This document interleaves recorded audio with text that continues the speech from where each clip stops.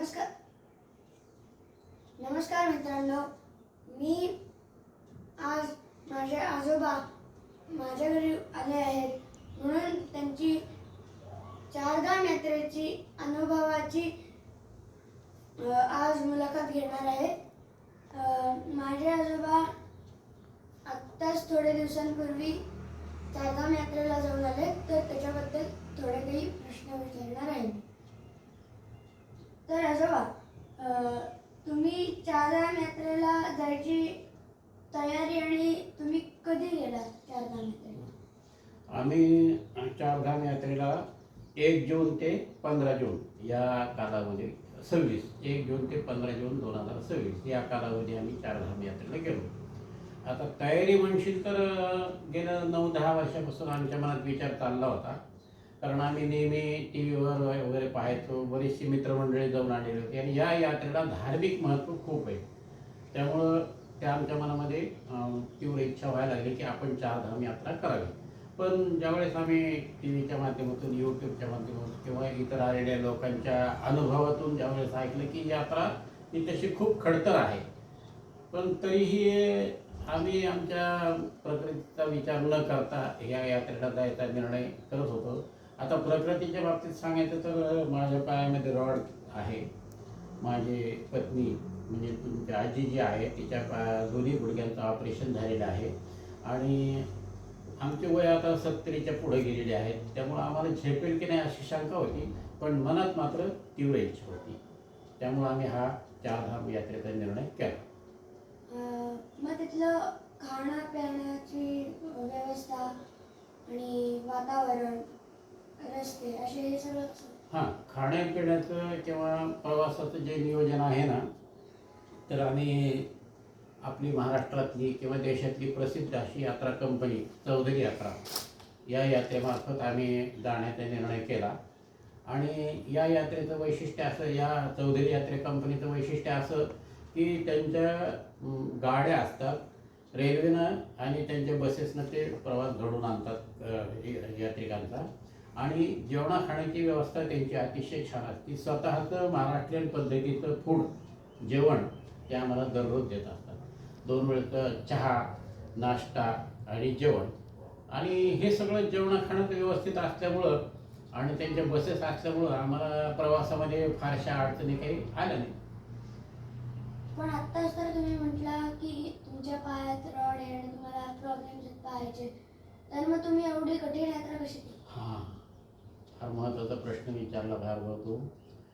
पायामध्ये रॉड आहे हे मान्य आहे, तिच्याही दोन्ही गुडघ्याचं ऑपरेशन झाले, परंतु मनामध्ये तीव्र इच्छा होती की आपल्याला ह्या चारधाम यात्रा करायची, आणि त्या तीव्र इच्छेपोटी आम्ही हा प्रवास केला। अडचणी आल्या, म्हणजे खूप अडचणी आल्या नाही असं नाही, परंतु जास्त चालावं लागलं नाही। तिथं कसं आहे, चारधामच्या प्रत्येक ठिकाणी, आता चारधाम कोणते हे मी नंतर तुम्हाला सांगतो, प्रत्येक ठिकाणी सोयी आहेत प्रवाशांच्या, यात्रेकरूंच्या, म्हणजे तरुणांसाठी आहेत, वयस्कांसाठी सुद्धा आहेत। जे तरुण आहेत ते लोक हे टेकड्या वगैरे चढून किंवा डोंगर चढून जाऊ शकतात, परंतु आमच्यासारख्या वयाला हे शक्य नाही, चालणं शक्य नाही तब्येतीमुळं।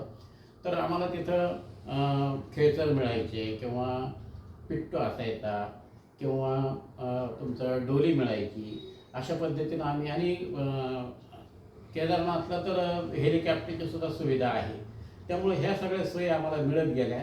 शिवाय जिथं आता रेल्वे स्टेशन वगैरे जे आहे तिथं आम्हाला व्हीलचेअर मिळायची, आणि त्यामुळं आम्हाला जास्त चालण्याचा प्रसंग आला नाही, थोडाफार आला पण तेवढा आम्ही सहन केला, कारण ते देवदर्शनात आम्हाला मिळालं म्हणून। तिथे मंदिरात दर्शनासाठी किती वेळ थांबायला? अरे बापरे, आता मंदिरात पहिलं धाम ते स्टॉप कर,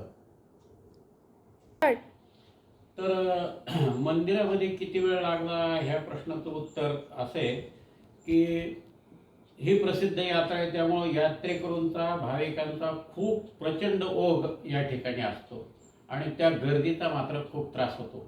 प्रत्येक मंदिरामध्ये गर्दी असते। पहिलं आम्ही यमुनोत्री धाम केलं, यमुनोत्री धामला सुद्धा पुष्कळ गर्दी होती, आणि इवन रस्त्यावर आता जो म्हणजे काही ठिकाणी बसच जाऊ शकत नाही त्या धामपर्यंत, अशा वेळेला आम्हाला ते चढाव, डोंगरी भागातला चढाव असतो, त्या चढावावरून त्या चढावाच्या रस्त्यावर सुद्धा भयंकर गर्दी, घोड्यावाले, खेचरवाले, डोलीवाले, प्रवासी अशी सगळी गर्दी असल्यामुळं त्रासदायक झालं ते आम्हाला. आणि मंदिरात खूपच गर्दी होती, परंतु थोडंसं शिस्त पाळून आम्ही जास्त काही वेटिंग आम्हाला करावं लागत नाही, पण दर्शन घडलं. यमुनोत्रीचं पहिलं धाम झालं. दुसरं गंगोत्री. गंगोत्री मात्र तिथं जायला जे आहे ती बस आपल्या ते गंगोत्री मंदिरापर्यंत, धामापर्यंत जाते आणि साधारण एक 2-3 किलोमीटर अलीकडं आपल्याला बस अड्ड्यावर उतरावं लागतं. तिथून चालण्यासारखं आहे. तिथेही गर्दी भयंकर असते, परंतु तरी तिथं मात्र आम्हाला पंडितजींच्या माध्यमातून, म्हणजे आम्हाला काही पूजाविधी वगैरे करायची होती, त्यामुळे पंडितजींच्या माध्यमातून आमचं दर्शन लवकर घडलं आणि व्यवस्थित आम्हाला ते समाधान मिळालं. तिसरं धाम आहे केदारनाथ. केदारनाथचं मात्र फारच अवघड आहे. म्हणजे तळापासून तुमचं आम्ही शिरसीला थांबलो होतो. या शिरसीपासून तर केदारनाथ धामापर्यंत जायला 22 किलोमीटरचा रस्ता आहे आणि तो रस्ता असा पहाडी रस्ता आहे आणि ह्या पहाडी रस्त्यावरूनच जावं लागतं. परंतु आमचं सुदैव असं आहे की आम्हाला जाताना हेलिकॉप्टर मिळालं आणि हेलिकॉप्टर मिळाल्यामुळे आम्ही एक 5 मिनिटात त्या धामवर पोहोचलो. आणि पोहोचल्याच्या नंतर मग आम्ही गर्दी वगैरे पाहिल्यानंतर आम्ही थोडं नियोजन केलं आणि तिथले एका पंडितजीशी आम्ही संपर्क केला. त्या पंडितजीच्या माध्यमातून आमचं दर्शन लवकर घडलं. त्यांनी पूजाविधी वगैरे सांगितला. खूप समाधान वाटलं. चौथं धाम आहे बद्रीनाथ. बद्रीनाथलाही प्रचंड गर्दी आहे आणि बद्रीनाथचं सुद्धा काही चढ उतार करावा लागत नाही. बस शेवटपर्यंत जाते मंदिर धामापर्यंत. बस अड्ड्यापासून एक साधारण 2-3 किलोमीटर आपल्याला चढ उतार करावा लागतो, परंतु त्या चढ उताराच्या रस्त्यावर सुद्धा भयंकर गर्दी असते आणि त्यामुळे दर्शनाला वेळ लागतो. परंतु आमच्या तब्येतीचा विचार करून आम्ही ज्येष्ठ नागरिक होतो, आमच्याकडे आधार कार्ड वगैरे होते, त्यामुळे तिथले सेक्युरिटीनं आम्हाला आमच्या वयाकडे पाहून, आमच्या व्यक्तिमत्वाकडे पाहून ताबडतोब आम्हाला दर्शन मार्गामध्ये सोडलं आणि थोडक्यातच लवकरात लवकर दर्शन झाले. त्यामुळे आम्हाला सगळ्या धामाचं दर्शन व्यवस्थित घडलं आणि खूप समाधान वाटलं. मग आता ही जास्त गर्दी टाळण्यासाठी कोणती वेळ योग्य आहे? हां, आता हा प्रश्न जो आहे ना तो तसा फार महत्त्वाचा आहे, पण योग्य वेळ अशी ह्याच्यामध्ये सांगताच येत नाही, कारण 24 तास तिथं गर्दी चालू असते. फक्त रात्री साधारण 1 ते पहाटे 4 वाजेपर्यंत थोडी गर्दी कमी झालेली असते. त्यावेळेस लोक झोपलेले असतात, प्रवासी यात्रा थांबवलेली असती, तर तेवढाच वेळ जवळ थोडा स्लॅक मिळतो. परंतु एरवी गर्दी भयंकर असते. खूप यात्रेकरू तिथे येतात. तुम्हाला या प्रवासाच्या जायच्या आधी आणि प्रवासात तुमच्या भावना कशा होत्या?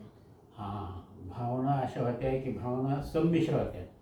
संमिश्र म्हणजे एक प्रकारे मी सांगितलं की TV, YouTube वगैरे पाहून आम्हाला ते खडतर प्रवास आहे असं लक्षात आल्यामुळं थोडंसं मनात दडपणही यायचं की आपल्याला हे घडेल की नाही. ही भावना, एक दडपणाची भावना होती. परंतु दुसरी भावना अशी होती की कित्येक यात्रेकरू, जसं आपल्या पंढरीच्या वारीला लाखो वारकरी जातात, म्हणजे इव्हन वयस्कर वारकरी सुद्धा त्या यात्रेला जातात, तसंच ह्या चारी धामला कित्येक यात्रेकरू वयस्कर असून सुद्धा जातात. कारण त्यांच्यामध्ये जी ती भावना असते, तीव्रतेची, दर्शनाची जी तीव्र इच्छा असते, त्या इच्छेपोटी त्यांना एनर्जी मिळते आणि अशाच प्रकारची एनर्जी आम्हाला मिळाल्यामुळं आमची ती तीव्र इच्छा झाली आणि आम्ही ती यात्रा केली.